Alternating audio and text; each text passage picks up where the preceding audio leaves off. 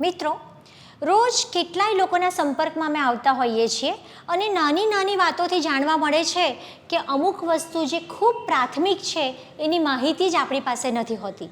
એટલે આજનો વિડીયો બધી જ મારી ગુજરાતી સ્ત્રીઓને ડેડિકેટ કરું છું કે રસોઈમાં આયુર્વેદ કઈ રીતે મદદરૂપ થાય છે અને કુકિંગ કરતી વખતે અથવા તો ખાવા પીવાની રીતભાતોમાં આપણે ક્યાં ફેરફાર કરવાની જરૂર છે એ માહિતી આજે હું તમને શેર કરવા ઈચ્છું છું. હું છું ડૉક્ટર દેવાંગી જોગલ, જોગી આયુર્વેદ હોસ્પિટલ, સુરતથી.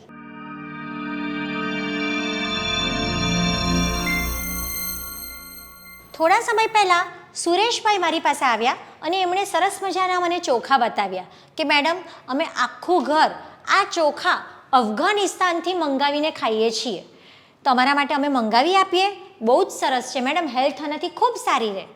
પછી મેં વાતોમાં એમને સમજાવ્યું કે આયુર્વેદ એવું કહે છે કે તમારો જન્મ જે દેશમાં થયો હોય એની આજુબાજુની આબોહવા તમને માફક આવે અને એ આબોહવામાં ઉગેલા ધાન્ય કે અનાજ જ તમારા માટે સાત્મ્ય છે. એટલે આપણે ભારતમાં રહીને અફઘાનિસ્તાનના અનાજ ખાવાની કોઈ જ જરૂર નથી. આટલા મોંઘા શું કામ ત્યાંથી મંગાવો?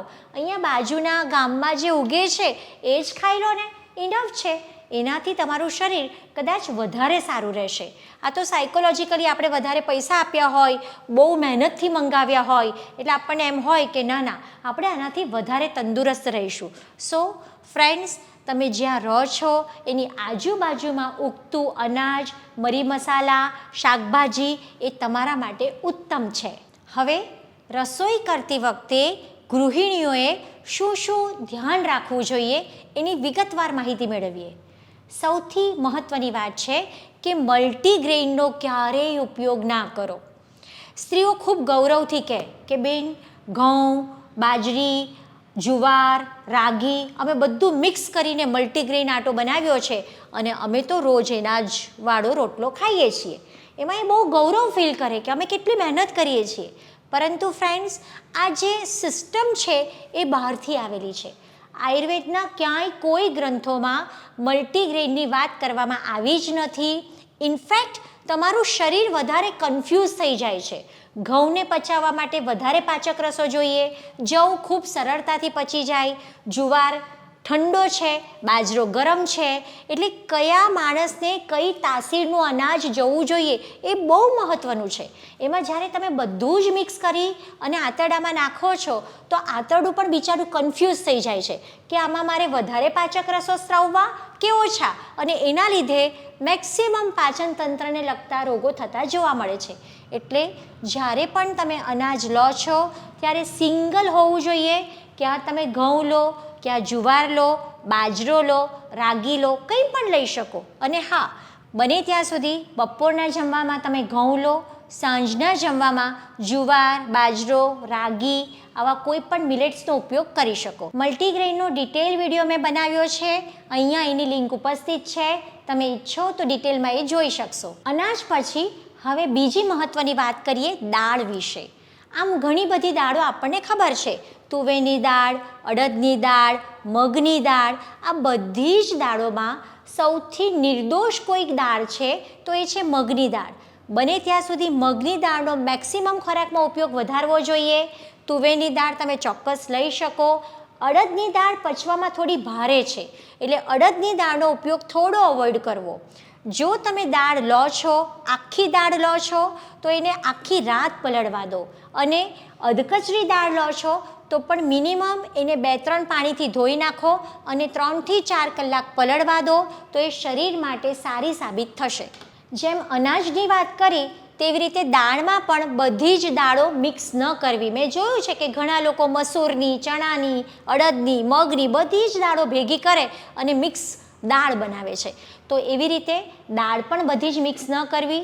જેને પેટની તકલીફ રહેતી હોય એમણે અડદની દાળ, ચોળા, રાજમા, છોલે આ બધી વસ્તુઓનો થોડોક ઉપયોગ ઘટાડવો. અને જેમણે જીમ જોઈન કર્યું છે, જેમણે મસલ્સ બિલ્ડઅપ કરવા છે એવા લોકોએ અડદની દાળનો ઉપયોગ થોડો વધારવો. મિત્રો, અનાજ અને દાળ પછી ત્રીજી મહત્ત્વની વસ્તુ છે ચોખા. જનરલી હું એવું કહું કે બાસમતી ચોખા એ મહેમાનો માટે રાખવા. રોજિંદા જીવનમાં દિનચર્યામાં બાસમતી ચોખા રોજ ન વાપરવા. એ પચવામાં થોડા ભારે હોય છે, એટલે તમે કોલમ, કમોદ આવા ચોખાનો ઉપયોગ કરી શકો. આઈડિયલી ચોખા જ્યારે તમે બહારથી ખરીદો છો ત્યારે અનપોલિશ્ડ અથવા તો પોલિશ્ડ ન હોય એવા ચોખા પસંદ કરો. ચોખા જેટલા જૂના એટલા સારા. બને ત્યાં સુધી 1 વર્ષ જૂના ચોખા જ ખાવા જોઈએ. જો એવા ચોખા અવેલેબલ નથી તો ચોખાને લાવો, એને સહેજ શેકી લો બનાવતા પહેલાં, અને શેકેલા ચોખા થોડા પચવામાં હલકા થઈ જશે. હવે ભાત બનાવવાની થોડીક વાત કરીએ. કુકરમાં બનાવેલો ભાત ઓબેસિટી અને ડાયાબિટીસને નોતરે છે. કુકરમાં જ્યારે તમે ભાત બનાવો છો તો બધા જ દાણા એકબીજા સાથે ચોંટી જાય છે, અને ક્લેદકારક ભાત એ શરીરમાં કફ વધારે છે અને પાચન તંત્ર બગાડે છે. એટલે જ્યારે પણ તમારે ભાત બનાવવો છે તો એને ખુલ્લા વાસણમાં ઉકાળો. ખુલ્લા વાસણમાં એ ચડી જાય, ભાતનો દાણો જ્યારે ચડી જાય ત્યારે ઉપરથી એનું ઓસામણ, જેને માંડ કહેવાય, એ કાઢી લો, અને પછી એ જે ભાત છે એનો રોજિંદા જીવનમાં ઉપયોગ કરવો જોઈએ. આના વિશેનો પણ ડિટેલમાં ચોખાનો વિડીયો મેં બનાવ્યો છે. તમે ઈચ્છો તો એને તમે વિસ્તારથી જોઈ શકશો. મિત્રો, અનાજ, દાળ અને ચોખા પછી હવે શાકભાજીની વાત કરીએ. લીલા પાનવાળા શાકભાજી બને એટલા ઓછા ખાવા જોઈએ. શાસ્ત્રોમાં કહેવાયું છે કે સ્વિન્નમ નિસ્પીડિતરસમ સ્નેહાઢ્યમ નાતિ દોષલમ. સ્વિન્નમ એટલે પાનવાળા જે પણ શાક છે, જે ભાજીઓ છે, પાલક છે, તાંદળજો છે, તો આવી ભાજીઓને સ્વિન્નમ એટલે કે ઢોકળાની જેમ પહેલાં બાફી લો. બાફીને એને દબાવીને નિસ્પીડિત રસમ એટલે કે એને દબાવીને એનો રસ કાઢી નાખો. ત્યાર પછી સ્નેહાઢ્યમ એને ઘી અથવા તેલમાં વઘાર કરીને જો શાક બનાવવામાં આવે તો એ શાક પ્રમાણમાં ઓછું નુકસાન કરે છે. એટલે પાનવાળા શાક પ્રમાણમાં ઓછા ખાવા, અને જો ખાવા જ હોય તો આવી રીતે જો એને ખાવામાં આવે તો એ સારા છે. એના સિવાય જે વ્યક્તિઓની વાયુની પ્રકૃતિ છે એમણે બને ત્યાં સુધી દાણાવાળા શાક, વાલ, વટાણા, ચોળા, પાપડી, તુવેર એ ઓછા ખાવા જોઈએ. અને જો ખાવ તો વઘારમાં હિંગ, અજમો, મેથી, લસણ વગેરેનો થોડો ઉપયોગ વધારે કરો, જેથી એ શરીરમાં વાયુ ન કરે. આ ખૂબ મહત્ત્વની વાત છે. મોટા ભાગે સૌથી નિર્દોષ શાક કયા? તો જે વેલાવાળા શાક છે તે નિર્દોષ છે. દૂધી, તુરિયા, પરવળ, સરગવો, કંટોલા, કારેલા આ બધા જ શાકોનો આરામથી તમે ઉપયોગ કરી શકો, અને બને ત્યાં સુધી સાંજના જમવામાં આવા જ શાકોનો સમાવેશ કરવો. શાકની વાત આવી છે એટલે મને કહેવું ગમશે કે શાકને કાપતા પહેલાં ઓછામાં ઓછા 2 થી 3 પાણીથી ધોવો, અને બને ત્યાં સુધી એ વહેતું પાણી હોવું જોઈએ.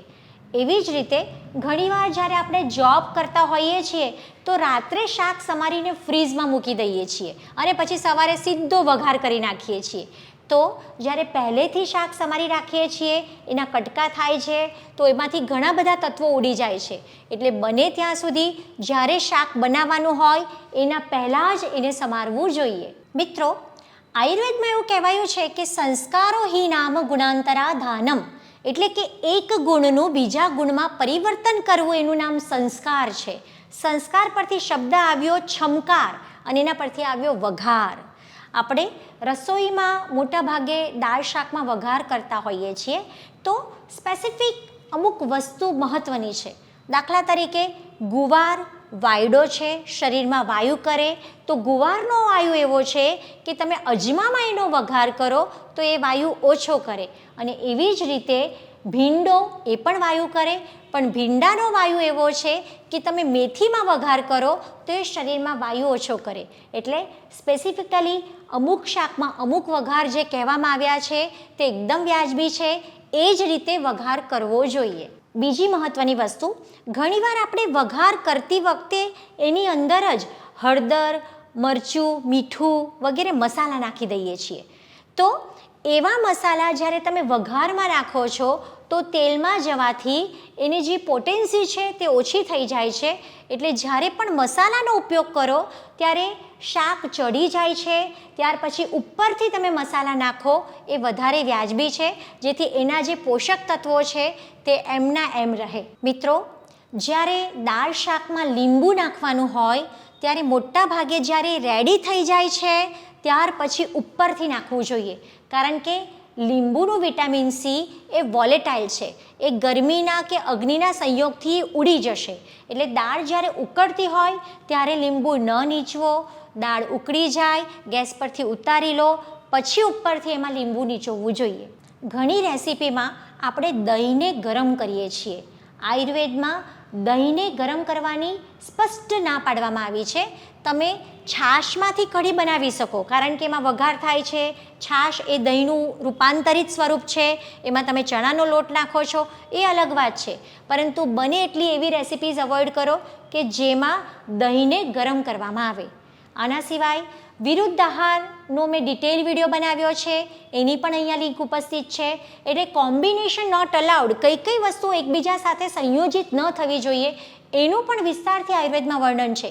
જો આવી બધી નાની નાની જાણકારીઓ આપણે રાખશું તો ચોક્કસ આપણું સ્વાસ્થ્ય આપણે સાચવી શકીશું. અંતમાં હું એટલું જ કહીશ કે બને ત્યાં સુધી ભોજન કેવું હોવું જોઈએ? ઉષ્ણ હોવું જોઈએ, એટલે કે ગરમ હોવું જોઈએ. આપણે સવારનું વધ્યું છે એને ફ્રીઝમાં મૂકી દીધું, સાંજે ગરમ કરીને ખાધું, એ નહીં ચાલે. એટલે આપણે તો ગુજરાતીઓ છીએ, સ્પષ્ટ કહું છું કે બને ત્યાં સુધી તાજો ખોરાક લેવાનું પસંદ કરો અને વાસી ખોરાક લેવાનું અવોઇડ કરો. તન મના થઈને રસોઈ બનાવતી વખતે પણ અને રસોઈ ગ્રહણ કરતી વખતે પણ મન એમાં પરોવેલું રાખો તો એ સાત્વિક આહાર બનશે. જો મન બીજા સ્ટ્રેસમાં હશે, જોબનું સ્ટ્રેસ ચાલતું હશે, કોઈકના સાથે ઝઘડાનું સ્ટ્રેસ ચાલતું હશે અને તમે રસોઈ બનાવશો તો એ બધા જ ભાવો ઇનડાયરેક્ટલી એમાં ટ્રાન્સફર થવાની શક્યતા છે. વાસણોની વાત કરીએ તો મેં ઘણા ઘરોમાં જોયું છે કે કુકર એલ્યુમિનિયમનું જ હોય, શાક વઘારે એ પેણી એ પણ એલ્યુમિનિયમની જ હોય. તો બને ત્યાં સુધી એલ્યુમિનિયમના વાસણો ઓછા વાપરો, એ શરીર માટે ખૂબ જ હાનિકારક છે. સ્ટીલ, માટીના વાસણો ચોક્કસ તમે વાપરી શકો. સોના ચાંદીના ઉત્તમ કહેવાય પણ એ પ્રેક્ટિકલ નથી, એટલે બને ત્યાં સુધી એલ્યુમિનિયમના વાસણો ન વાપરો. અને જો પિત્તળના વાસણો વાપરો તો સમયે સમયે એને કલાઈ કરતા રહો. તો મિત્રો, બસ આવા સરસ નાના નાના નિયમો મેં તમને શેર કર્યા. આશા રાખું છું કે બધા જ પોતાના ફ્રેન્ડ સર્કલમાં આ વિડીયો શેર કરજો અને થોડા ઘણા જો આપણે રસોડામાં પરિવર્તન લાવશું તો ચોક્કસ સ્વસ્થ સમાજનું નિર્માણ કરી શકીશું. ધન્યવાદ.